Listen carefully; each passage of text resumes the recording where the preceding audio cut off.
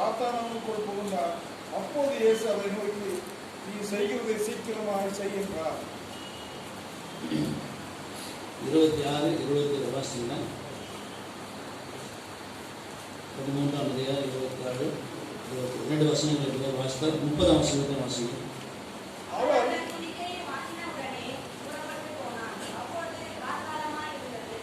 சரி, அருமையான கர்த்தருடைய பிள்ளைகளே, இந்த 3 வசனங்களை நாம் பார்க்கணும். யோவான் சுவிசேஷம், John the Gospel, chapter 13, verse 26, 27 and verse 30. 26, 27, 30. இந்த 3 வசனத்திலையும் ஒரு பர்டிகுலராக ஒரு வார்த்தை தொடர்ந்து வருகிறதை நீங்கள் பார்க்க முடியும். என்ன வார்த்தை வருகிறது சொல்லுங்க, சத்தமா சொல்லுங்க. துணிக்கை. துணிக்கை என்ற தமிழ் வார்த்தை வருகிறது. ஆங்கிலத்தில் என்ன வருகிறது? ஆங்கிலத்தில் பீஸ் ஆஃப் பிரெட். சரி, ஒவ்வொரு டிரான்ஸ்லேஷன்ல ஒரு விதமா இருக்கு. சரிங்களா? பீஸ் ஆஃப் பிரெட் வந்து சில வேதாந்தத்தில் சாப் அப்படின்னு, எஸ்ஓபி சாப் அப்படின்னு. அருமையான கர்த்தருடைய பிள்ளைகளே, இந்த துணிக்கை என்ற ஒரு வார்த்தையை நீங்கள் கவனத்தில் எடுக்கிறேன். ஆண்டவர் இந்த வார்த்தை பேசும்போது எனக்கு அவ்வளோ ஞானம் இல்லை, இந்த வார்த்தையை எடுக்க வேண்டும் என்ற ஒரு ஆலோசனை இருந்தது. ஆனால் கர்த்தர் ஓச்சிதமாக அந்த வார்த்தையை தொடர்ந்து என்னோடு பேசினபடினாலே அந்த வார்த்தையிலிருந்து ஒரு தேவனுடைய வார்த்தையை சொல்றார். தேவனுடைய வசனத்தை நம்ம அனுப்பி போடுறோம். ஆகவே துணிக்கை என்று சொல்லப்படுகிறது. இயேசு கிறிஸ்து இந்த உலகத்தில் பிறந்து 3 வருஷம் ஊழியம் செய்தார். 30 வயதிலும் தாய் தகப்பனிடத்தில் வளர்ந்தார். 30வது வயசிலே தன்னுடைய ஊழியத்தை ஆரம்பித்தார். 33வது வயது வரையிலேயும் அவர் செய்து கொண்டு வந்தார்.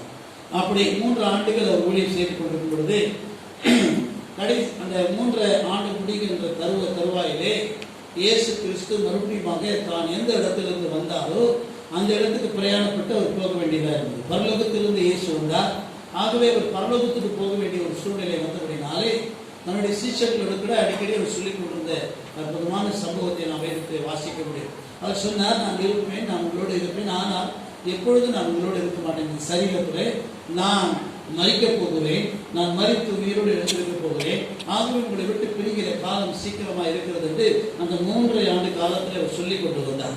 கடைசியில் வரும் பொழுது இவர்களுக்கென்று ஒரு ஒரு விசேஷித்த ஒரு விருந்தை ஆயத்தப்படுத்தினார். இயேசு ஒரு விருந்தை ஆயத்தப்படுத்தினார். அந்த விருந்தை ஆயத்தப்படுத்தும் பொழுது இயேசு கடைசியாக அவருக்கு நன்றாய் தெரியும், இயேசு கிறிஸ்துக்கு வியாதி வந்து அவர் சாகவில்லை, ஏனால் அவருக்கு வியாதி வராது. இயேசு கிறிஸ்துக்கு மரணம் என்பதில்லை, ஏனென்றால் அவருக்கு மரணம் என்பது அவரை என்றுமே செய்ய முடியாது. ஆகவே இப்படிப்பட்டவராய் இருந்தபடியினாலே அருமையான கர்த்தருடைய பிள்ளைகளே, தேவ சித்தத்திற்கு என்று அவர் மரிக்க வேண்டியதாக இருந்தது. அவர் மரிக்க வேண்டியதாக இருந்தபடினாலே அவரை யாராவது ஒருவர் காட்டி கொடுக்க வேண்டும். காட்டி கொடுத்த பிறகு அவரை கொலை செய்யப்பட வேண்டும். இந்த சம்பவம் நடக்க வேண்டும். அப்பொழுது இந்த கடைசி விருந்தின் சமயத்திலே இயேசு சொல்லுகிறார், 12 பேர் சீஷர்களை கூட்டினார். அந்த 12 பேர் கொடுக்க அந்த 12 பேரை சேர்த்து ஒரு விருந்தை அவர் ஏற்படுத்தினார். அந்த விருந்திலே அவர் என்ன சொல்லுகிறார்? 13ஆம் அதிகாரத்தில் நீங்கள் வாசித்தீர்களானால் புரியும். மத்தேயிலும் மற்றும் லூக்காவிலும் இவைகளெல்லாம் குறிக்கப்பட்டிருக்கிற ஒரு வார்த்தைகள் தான். அருமையான கர்த்தருடைய பிள்ளைகளே, இந்த கடைசி அந்த விருந்திலே, அந்த விருதுக்கு பேர் தான் திருவிருந்துன்னு சொல்லி சொல்றாங்க. அந்த விருந்திலே அவர் என்ன செய்தார்? தன்னை காட்டி கொடுக்கப்படுகிறவன் யார் என்பதை இயேசு அறிந்திருந்தார். ஏன்னா அவருக்கு எல்லாமே தெரியும். அவர் தேவனுடைய குமாரன். ஆகவே அவருக்கு உலகத்தை சிருஷ்டித்தவர் அவர் தான். ஏனென்றால் பிதாவுடைய வாயிலே, தேவனுடைய வாயிலே வார்த்தையா இருந்து அந்த வார்த்தையின் மூலமாக சிருஷ்டிப்பின் காரியங்களை செய்தவர் தான் இயேசுவாக மனிதனாக அவதரித்தார். ஆகவே அவருக்கு நன்றாய் தெரியும் யார் காட்டி கொடுக்க போகிறார் என்று சொல்லி. அப்பொழுது அவர் காட்டி கொடுக்க போகிறார். அப்போது இயேசு சொல்கிறார், அந்த விருந்தினை பார்த்து சொல்றார், 12 பேரை பார்த்து சொல்கிறார், உங்களிலே ஒருவன் என்னை காட்டி கொடுக்க போகிறான் என்று சொல்கிறார். அப்பொழுது எல்லாரும் கேட்கிறாங்க, நானா காட்டி கொடுப்பேனா, நான் காட்டி கொடுப்பேனா? 12 பேரும் கேட்கிறார். அப்பொழுது இயேசு சொன்னார், நான் இந்த திருவிருந்திலே ஒரு துணிக்கை என்றால் ஒரு பிரெட், ஒரு அப்பத்தை எடுத்து அந்த அப்பத்தில் விட்டு ஒரு ஸ்மால் பீஸ், நல்ல கவனிக்க, இந்த பீஸ் ஆஃப் பிரெட் என்று சொல்லுவாங்க, அல்லது துணிக்கை என்று தமிழ் சொல்றாங்க. நம்ம துண்டுன்னு கூட சொல்லுவோம், அந்த வார்த்தை துண்டுன்னு கூட சொல்லுவோம். ஆகவே small the piece of bread, நான் சின்ன பீஸ். அந்த திருவிருந்திலே ஒரு பிரெட் இருக்கிறது சாப்பிடுவதற்கு. அது மாத்திரமில்ல, ஒரு திராட்சை ரசம் இருக்கு. 2 தான் அந்த பார்ட்டியில ஆண்டவர் இயேசு கிறிஸ்து அறிவு பண்ணார். ஒன்று பிரெட், இன்னொன்று திராட்சை ரசம். இவைகள் 2 வைத்திருந்தார். இதுல அந்த பிரெட்டில் வந்து முழு பிரெட்டையும் கிடையாது, ஸ்லைஸ் பிரெட்டு கொடுக்க போறதுல இயேசு அந்த பிரெட்டை என்ன செய்ய போகிறார் என்றால் அந்த பிரெட்டை வச்சுதான் அவர் அந்த விருந்தை கொடுக்கிறார்.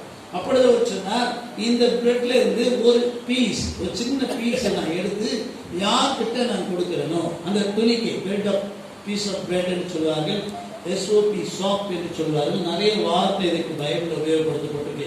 கிட்டத்தட்ட 5-6 வார்த்தைகள் உபயோகப்படுத்தப்பட்டிருக்கிறது. மார்சல் என்று சொல்ல ஒரு வார்த்தை, மார்சல் என்ற ஒரு வார்த்தை. அது மாத்திரம் இல்லை, ஃப்ராக்மெண்ட்ஸ் என்ற ஒரு வார்த்தை, ஃப்ராக்மெண்ட்ஸ் என்ற ஒரு வார்த்தை. அப்புறம் கிரம்ஸ் என்ற ஒரு வார்த்தை, கிரம்ஸ் என்று சொல்வார்கள். அது மாத்திரம் piece of bread or piece of meat என்று சொல்வார்கள். The broken piece. இத்தனை வார்த்தை பைபிள் இந்த துணிக்கைகளுக்கு யூஸ் பண்ணப்பட்டிருக்கிற வார்த்தை. அருமையான கர்த்தருடைய பிள்ளைகளே, இப்படிப்பட்ட வார்த்தைகள் துணிக்கை அந்த பிரெட்ல இருந்து ஒரு சின்ன பீஸை எடுத்து நான் யார்கிட்ட கொடுக்குறேனோ அவன் தான் எனக்கு காட்டி கொடுக்க போகிறான். அவன் காட்டி கொடுக்க போகிறதுக்கு ஏசு என்ன செஞ்சிருக்கலாம், விலகு அவன் என்ன செஞ்சிருக்கலாம். அவனுடைய பேர் நம்ம என்ன செய்வோம், அவனுடைய பேர் உட்காந்துருக்கோம்னு வச்சுங்களேன். யாரோ ஒருத்தர் தான் என்ன இன்னைக்கு என்ன செய்ய போகிறான், அடிக்க போகிறோம். நம்ம எப்படி காட்டுவோம், யாருன்னு கேட்டால் நம்ம என்ன செய்ய, எப்படி காட்டுவோங்க, எப்படி காட்டி கொடுப்போம். இப்போ 12 பேர் உட்காந்துருக்கீங்க, இப்படி எல்லாம் உட்காந்துருக்கீங்க. இதில் யாரோ ஒருத்தர் அடிக்க போறீங்கன்னு தெரியும், எனக்கு நல்லா தெரியும்னு சொல்லுங்களேன். இப்போ யாருன்னு நீங்கள் கேட்டீங்கன்னா நான் எப்படி காட்டி கொடுப்பேன், சொல்லுங்க. கையை நீட்டி காட்டுறேன் இல்லைங்களா, கையை நீட்டி விரலை நீட்டி இவங்க அப்படின்னு சொல்லி காட்டுறேன். ஏசு சிம்பிளா 12 பேர், இவ்வளவு பேர் ஜனமே இல்லை, இருக்கிறதே 12 பேர் தான் உட்காந்துருக்காங்க. ஏசு இவன் தான் அப்படின்னு சொல்லியிருக்கு. ஏன் ஏசு இந்த பிரெட்டை இந்த பிரெட்டை துண்டை பீஸ் ஆஃப் பிரெட்டை, ஏன் இந்த ஷாப்பை, ஏன் இந்த கிரம்ஸை, ஏன் இந்த ஃப்ராக்மெண்ட்ஸை, ஏன் இந்த மார்சலை அவர் ஏசு அவர்கிட்ட கொடுத்தார். That's very stagger. எனக்கு புரியல இது கொடுக்கும்போது, இந்த வசனத்தை கொடுக்கும்போது இந்த வார்த்தையை தான் வசனங்களை கொடுக்கல, துணிக்கை அப்படின்ற வார்த்தையை தான் கொடுத்தார்.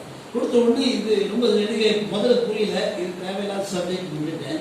ஆனால் அதுக்கு பிறகு ஆவியாளர்களுக்குள்ள ஒரு கேள்வியை கொடுத்தார். நான் பஸ்ஸில் வந்துட்டு இருக்கும்போது சொன்னேன், துணிக்கை ஏன் கொடுக்கும், 12 பேரை காட்டி, 12 பேரை ஒருத்தனை தான் காட்டி கொடுக்க போகிறார், ஒருத்தனை தான் சொல்ல போகிறாரு.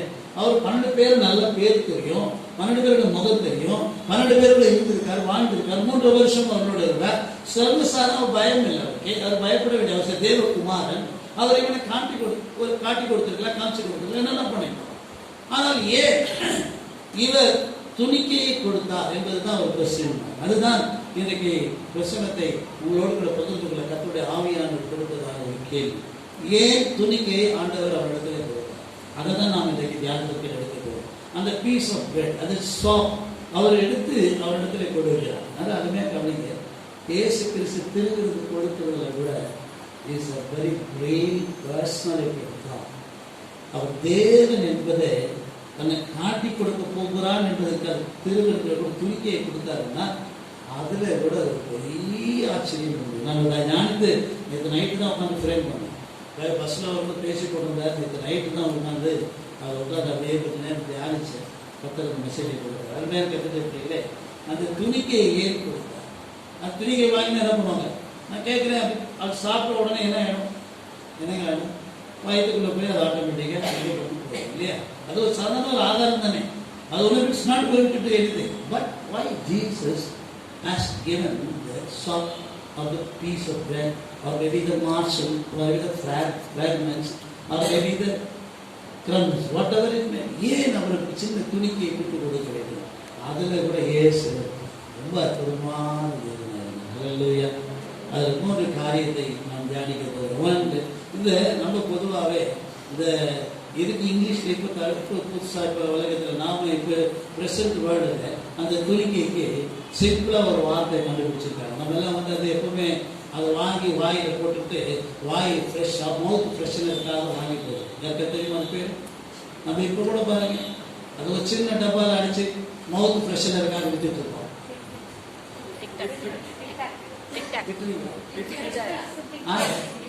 டிட்பிட்ஸ் தெரியுமா உங்களுக்கு?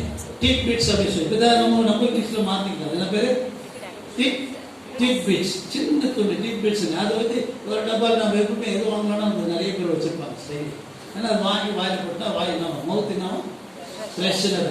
இவனே மவுத் ஃப்ரெஷ்னர் பண்ணுறதுக்கு டிட்பிட்ஸ் கண்டுபிடிப்பாங்கன்னா என் ஆண்டவர் எப்படிப்பட்ட ஒரு டிட்பிட்ஸை கண்டுபிடிச்சிருக்கோம். இந்த துணிக்கையில் எவ்வளோ ஆசீர்வாதம் கொடுத்தாங்க இல்லையா. 3 காரியங்களை சொல்ல துணித்துக் கொடுங்க. பிறகு நான் தேவ வார்த்தையை நான் வசனத்தோடு சொல்லி விளக்கி கொடுக்குறேன். நல்லவர்களே, tidbits of dross, tidbits of dross, பாவத்தை கழுவி சுத்திகரிக்கிற அல்லது பாவத்தை நிவர்த்தி செய்கிறதான துணிக்கை. என்ன துணிக்கை? Did bits of dross, DROS dross. இரண்டாவதாக டிட் பிட்ஸ் ஆஃப் டெலிவரன்ஸ். இது விடுதலை அளிக்கிற, இரக்கத்தை கொடுத்து விடுதலை அளிக்கிறதான துணிக்கை. விடுதலை அளிக்கிற துணிக்கை. முதல்ல பாவத்தை சுத்திகரிக்கிற துணிக்கை, இரண்டாவது விடுதலை அளிக்கிற துணிக்கை. Titbits. நான் இந்த துணிக்கைக்கு பிரசன்ட் இங்கிலீஷ் வேர்டை யூஸ் பண்ணிக்கிறேன். Titbits. Okay, did bits of deliverance. மூன்றாவதாக நாம் பார்க்கிறோம் did bits of dazzling. Did bits of dazzling. அற்புதத்தை செய்கிறதான துணிக்கை, ஆச்சரியமானதை செய்கிறதான துணிக்கை, மனிதனுடைய புத்திக்கு எட்டாத ஆசீர்வாதங்களை கொடுக்கிறதான ஒரு துணிக்கை. மூன்று துணிக்கை. ஒன்று பாவத்தை சுத்திகரிக்கிற துணிக்கை, இரண்டாவது விடுதலை அளிக்கிற துணிக்கை, மூன்றாவது அற்புதத்தையும் அதிசயத்தையும் ஆச்சரியத்தையும் புத்தி கெட்டாத காரியங்களை எப்படின்னா ஒரு மின்னல் அடிச்சா அப்படிப்பட்டதான ஒரு பிரகாசத்தை கொடுக்கிற. அதுக்காக இல்லைன்னா டிலைட்ஃபுல் கூட வச்சுக்கலாம். Did bits of delight or did bits of tasting. ரெண்டு வார்த்தையில் எதுவும் ஆங்கிலத்தில் யூஸ் பண்ணிக்கலாம். அதில் மூன்று இங்கிலீஷில் நம்ம பார்ப்போம். Did bits of grace, did bits of deliverance, did bits of சரிங்க டிலைட்ஃபுல் ஆர் மேபி டேசிங். ஆகிய மூன்று பிரிப்பை நாம் வேதத்தின் ஆதாரங்கள் பார்க்க போகிறோம். இந்த துணிக்கை என்ற ஒரு வார்த்தை நீங்கள் நான் சொன்ன ஆங்கில வார்த்தைகளில் ஏதாவது ஒன்று உபயோகப்படுத்தப்பட்டிருக்கும். சாஃப்ட், நல்ல நீங்கள் இந்த இடத்துல சொன்ன 5-6 வார்த்தை சொல்லிக்க. Soft, morsel, fragments, crumbs, piece of bread or piece of meat or broken piece. இத்தனை வார்த்தைகள் ஆங்கிலத்தில் உபயோகப்படுத்தப்பட்டிருக்கும். தமிழில் துணிக்கை என்ற ஒரு வார்த்தை மாத்திர ரெகுலராக உபயோகப்படுத்தப்பட்டிருக்கும். இது எந்த இடத்துலலாம் உபயோகப்படுத்தப்பட்டது, அந்த இடத்துல அதனுடைய தன்மை எப்படி இருக்கிறது என்பதை தான் நம்முடைய கலாச்சாரங்களை பார்த்து அந்த துணிக்கையை நாம் பெற்றுக்கொள்ள வந்திருக்கிறோம். அந்த துணிக்கை தான் திருவிருந்தை. சரிங்களா? இயேசு முதல் திருவிருந்தை அவர் ஆரம்பித்து இனாகுரேட் பண்ண communion, the inaugural communion of the day, the inaugural communicator. அவர் தான் முதல் கம்யூனியனை ஸ்டார்ட் பண்ணவர். அவர் இந்த டிட் பிட்ஸ் பற்றி கொடுக்கிற ஆசீர்வாதமான காரியங்களை இந்த காலங்களில் நாம் பார்க்கிறோம். It is the mouth freshener, it is the heart freshener, it is the mind freshener, it is the health freshener, it is the whole body, soul and spirit freshener. Hallelujah. நீங்க வாயில போட்ட நம்ம அந்த வெள்ளையாவோ கிரீனாவோ இருக்கிறதுக்கு வாயில போட்டீங்கன்னா வெறும் மவுத் தான் வாசனை இருக்கிறது.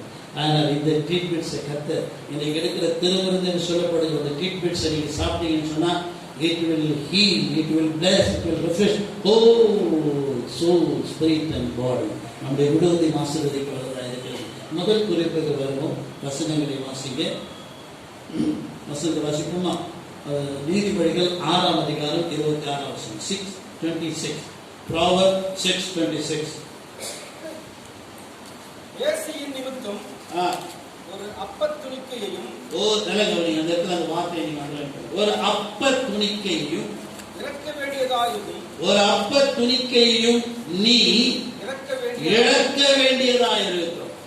விபசாரியானவள் அருமையான உயிரை வேட்டையாடுகிறார். சரி, நல்ல கவனிங்க. இங்க பார்க்கிறோம் நீதிமொழிகள்ல ஒரு வசனம் இருக்கிறது. அந்த வசனம் பாவத்தை சம்பந்தப்பட்ட வசனம். The sinful it is related to the sin. இது பாவத்திற்கு சம்பந்தப்பட்ட ஒரு வசனத்தை நாம 6:26 நீதிமொழிகள் பார்க்கிறோம். வேசியின் நிமித்தம் ஒரு அப்பத் துணிக்கையை இறக்க வேண்டியதாக இருக்கு. நல்லா கவனிங்க. பாவம் செய்கிறவன் ஒரு மார்ஜனா எடுத்தீங்கன்னா, பாவம் செய்கிறவன் ஒரு சின்ன அப்பத் துணிக்கைக்கு கூட பிச்சை எடுக்க வேண்டியவனா இருப்பான், இறக்க வேண்டியவனா. ஒரு சின்ன பிச்சை, நீங்க ஒரு பிச்சை கேட்கிற அளவுக்கு எனக்கு ஒரு சின்ன ஒரு அப்பம் இருந்தா கொடுங்க, ஒரு சின்ன பீஸ் ஆஃப் பிரெட் இருந்தா கொடுங்க அப்படின்னு கேட்கிற அளவுக்கு பாவத்தை செய்கிறவன் அந்த நிலைமையிலே தள்ளப்படுவான் என்று நீதிமொழிகள் 6:26 சொல்லுகிறது. இன்னொரு வசனத்தை வாசிப்போமா? இதை பாவத்தை சம்பந்தப்பட்டிருக்கிற வார்த்தைகள் கவனிக்கிறோம். 17:1 வாசிப்போம். நீதிமொழிகளில் 17:1 வாசிப்போம். 17:1. நல்லா கவனிக்கணும். நல்ல வாசனங்களை ரொம்ப கவனமா படிங்க. அதை நல்லா புரிஞ்சுக்கிட்டு கொடுங்க. சண்டையோடு கூடிய நல்ல கவனிக்க வீடு நிறைந்த நல்ல கொழுப்பான கொழுப்பான பதார்த்தம், கொழுப்பான சைட் டிஷ்ஷை காட்டிலும் அமைதியோட சமாதானத்தோட சாப்பிடும் வெறும் துணிக்கை ட்ரை மாஸ்டர். அதில் 2 வார்த்தையில் மாஸ்டர் என்ற ஒரு வார்த்தை, master. The prime master is better than the fatty food. எவ்வளோ பெரிய biryani, mutton biryani, chicken fry, kebab, அது இது, ஃபிஷ் கறி, ஃபிஷ் மீட் எல்லாம் செஞ்சு எவ்வளவு வசதியான சாப்பாடுகள் வைத்து இருந்தாலும் எல்லாம் நிறைய பேர் பாருங்க. இந்த சம்பவம், இந்த வசனத்தில் இருக்கிற சம்பவம் எப்போ ஏற்படும் கேட்டீங்கன்னா, நம்ம வீட்டில் நல்ல ஃபங்க்ஷன் நடக்கும் பார்த்தீங்களா, கல்யாணம், பர்த்டே, கிறிஸ்மஸ், நியூ இயர், ஏதாவது ரொம்ப விசேஷமாக நடக்கும் பார்த்தீங்களா, ரொம்ப ஆடம்பரமா. அந்த சமயத்தில் தான் இந்த மாதிரி வசனத்தினுடைய காரியம் வரும். எல்லாத்தையும் செஞ்சு வச்சிருப்பாங்க. நல்ல பிரியாணி, வாசனை வர பிரியாணி, நல்ல ரைஸ் போட்டு நல்லா எல்லாம் செஞ்சு வச்சிருப்பாங்க. ஆனா ஒரு சண்டை வந்துச்சுன்னு வச்சுக்கங்களேன், சண்டை வந்துச்சுன்னா என்ன தெரியுமா ஆயிடும்? சிலர் சாப்பிடாம படுத்துவாங்க, சிலர் கோபத்தில் தூக்கி விசில, நான் பிரதர்ஸ் சிஸ்டர் மரங்க தூக்கி அடிக்க மாட்டாங்க, ஏன்னா அவங்க கஷ்டப்பட்டு செஞ்சு சாப்பாடு தூக்கி போடுவாங்க. இந்த ஆம்பளைங்க கோபத்தை தூக்கி பிளேட்டோட பிரியாணி தூக்கி பின்னாடி பிரியாணி என்ன போட்டு அதை போட்டு விசில வச்சு எல்லாத்தையும் கீழே கொட்டி நாசம் பண்ணுவாங்க. சில விளையாட்டு தேசா சாப்பாடு தூக்கி கொட்டுறாங்க கூட இருக்கிறாங்க. அது கூட இருக்கலாம், அவ்வளோ கோபம். அதே நேரத்தில் சகோதரிமார் கோபம் வந்துட்டா அந்த பிளேட்டை தள்ளி தூரம் வச்சுட்டு போய் உட்காந்துருவோம். ஏன்னா போடக்கூடாது, அவங்க கஷ்டப்பட்டு செஞ்சு பார்த்தீங்களா, போய் உட்காந்து நான் தானே சாப்பாடு பண்ணேன், நான் தானே பேசுறேன். அடுத்த வசனம் சொல்லுது, சண்டையோடு கூடிய வீடு நிறைந்த கொழுப்பான பதார்த்தங்களை பார்க்கலும். சண்டைன்னு வந்துட்டா அதுக்கு பேர் என்ன தெரியுமா? பைபிள் சொல்ற பேர் என்ன தெரியுமா? சண்டை வந்தா, சண்டை போடுறவங்க பாவம் செய்யணும். வீட்டில் யார் சண்டை ஆரம்பிக்கிறாங்க பார்த்தீங்களா, சண்டை யார் ஆரம்பிக்கிறாங்க பார்த்தீங்களா, அவங்க நான் அடிக்கடி சொல்லுவேன், சண்டை யாருக்கு வந்தாலும் சரிங்க, முதல்ல சண்டை யார் ஆரம்பிப்பாங்கன்னா, யார் ரொம்ப கத்தருக்குள்ள வீக்காக இருக்கிறாங்களோ அவங்க தான் ஆரம்பிப்பாங்க. சில வேளைகள் பாருங்க, சகோதரர்கள் வீக்காக இருந்தாங்கன்னா ஒன்றுமே சொல்ல மாட்டாங்க, தப்பாக அது பேச மாட்டாங்க, ரொம்ப நல்ல கோடி என்ன வார்த்தை பேசுறாங்க, ஸ்டார்ட் பண்ணுறது சொல்லி உதாரணமாக சொல்லுங்க, கோடி இல்லை கோடி கோடி, அது மாதிரி உடனே என்ன வார்த்தை வரும் தெரியுமா? போட. இப்போ யார் ஆரம்பிச்சது? இப்போ பிரியாணி சாப்பிடணும்னா 2 பேரும் இப்போ 2 வார்த்தை தான் பாஸ் ஆச்சு.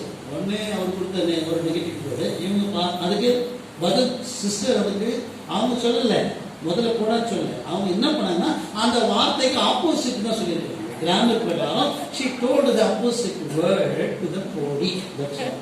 She didn't commit to the mistake. She didn't do the sin. யார் பாவம் செஞ்சாங்க?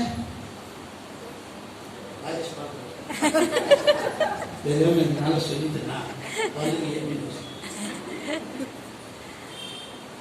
திருமணமானவங்க கூட ஒரு ஆலோசனை தான், இந்த வார்த்தை வராமல் பார்த்துக்கிறது யார் சொன்னாலும் அவங்களுக்கு யோசிச்சு பாருங்க.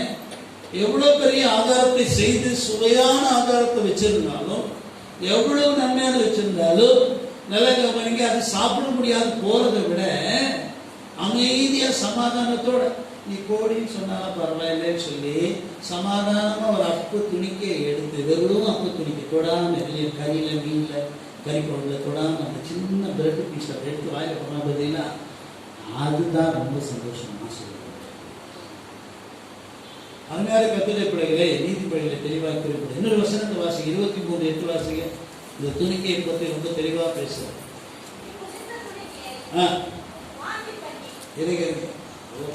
வாந்தி பண்ணி, ஆமாங்க, நல்லா கவனிங்க, இந்த வசனத்தை தெளிவா சொல்றாரு பாருங்க. நீ புசித்த துணிக்கையை வாந்தி பண்ணி உன் இனிய சொற்களை இழந்து போவார். அப்படின்னு என்ன தெரியுமா அர்த்தம்? ஒருவேளை பிரியாணியே சாப்பிட்டாலும், ஒருவேளை சண்டை முத்தி போச்சுன்னா, நீ செஞ்ச சாப்பாடு பிரியாணி வேணாண்டின்னு சொல்லி வேண்டாம் அப்படின்னு சொல்லி என்ன எடுத்துருங்க, வாந்தி எடுத்துருங்க. நீ பேசுகிற இனிய வார்த்தைகள் வாந்தி போல வந்துடும், ஏன்னா அதெல்லாம் வெளியே வந்துடும். அருமையான கட்டுரை பிள்ளைகளை, நீதி பிள்ளைகளை, இந்த வசனங்களை டீப்பா நீங்க ஒவ்வொரு அதிகாரத்தை வாசிங்க, உங்களுக்கு புரியும். நேரம் இல்லை, நான் வசனங்களை நான் சொல்லிவிடுவேன். ஆகவே தான் சொல்றாரு, நீதி பிள்ளைகள்ல தெளிவா பேசுறார். அருமையான கட்டுரை பிள்ளைகளே, இந்த துணிக்கை என்ற ஒரு வார்த்தை நீதிமொழிகளிலே சாலமோன் ஞானி உபயோகப்படுத்தும் பொழுது, சமாதானமா இருந்தா என்ன செய்யலாமா? பிரியாணி கூட சாப்பிடலாம். ஒரு அப்பத்துணிக்கே இருந்தாலும் சாப்பிடலாம். ஆனால் சண்டை போட்டால் எதுவுமே சாப்பிட முடியாது. அதுக்கு பதிலாக வாங்கி தான் எல்லாம் எடுக்க முடியும். அருமையான கர்த்தருடைய பிள்ளைகளை நன்றாக கவனிக்க வேண்டும். வேதம் தெளிவாக சொல்லுகிறது.